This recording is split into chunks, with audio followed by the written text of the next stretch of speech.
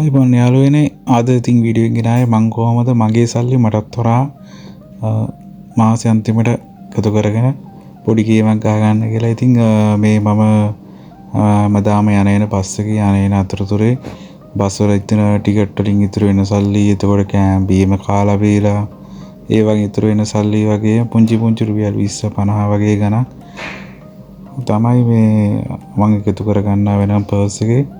ඒව ආයි ගන්න නෑ. ඊට පස්සේ තව මොනවාරි වියදම් අවශ්‍ය වුණොත් එහෙම ඉතින් මං ගාව ඉතිරි පර්ස් එකේ තියෙන ඉතිරි සල්ලි වලින් තමයි ඉතිරි වැඩ ටික කරගන්න. ඉතින් මෙහෙම තමයි එකතු කරගන්න ඕන. නැත්තම් තමන්ගේ සල්ලි දැනෙන්නෙම නැතුව සල්ලි අරකට මේකට වියදම් වෙනවා. ඒක ඉතින් මැනේජ්මන්ට් එකක් නෑ. ඒක අපි හිතාමතාම කරන දෙයක්ුත් නෙවෙයි. ඉබේම වෙන දෙයක්.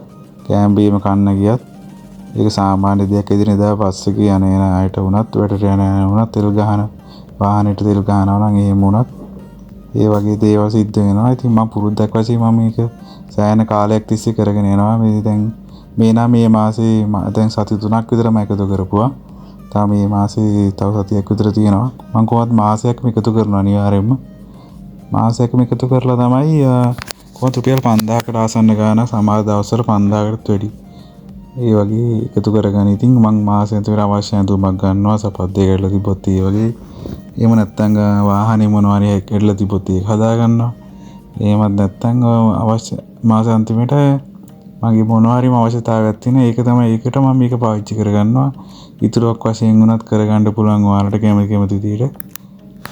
ඉතින් මගේ පර්ස් එකේ සල්ලි අපත යන්නේ ඇත්තටම මම රුපියල් දවසට 2000ක් ගත්තොත් කෑම බීම කාලා බීලා තවත් මේ වගේ රුපියල් 200ක් විතර ඉතුරු වෙනවා කියන්නේ ඒකත් වටිනවා ඇත්තටම. අද කාලේ හැටියට තෙල් ටිකක් හරි ගා ගන්න පුළුවන්. ඔයාලත් ඉතින් මේ වගේ හොඳ පුරුද්දක් හදා ගන්න අනිවාර්යයෙන්ම තමන්ගේ සල්ලි දුක් මහන්සියලා වැඩ කරන සල්ලි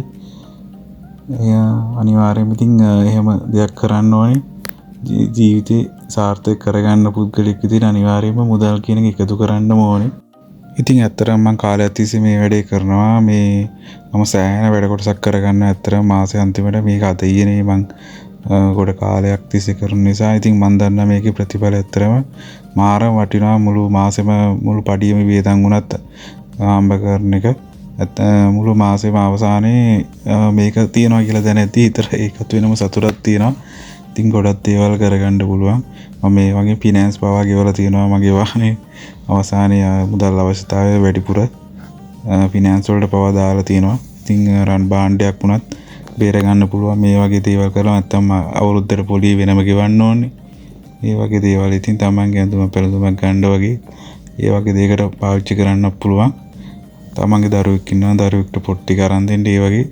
ඉතින් ගොඩක් ඒ බල ප්‍රයෝජන ගොඩක් තියෙනවා. ඉතින් දිගටම ඔයාලත් පුරුදු වෙන්න මේ වගේ හොඳ පුරුද්දක්. ඉතින් සුබ දවසක්.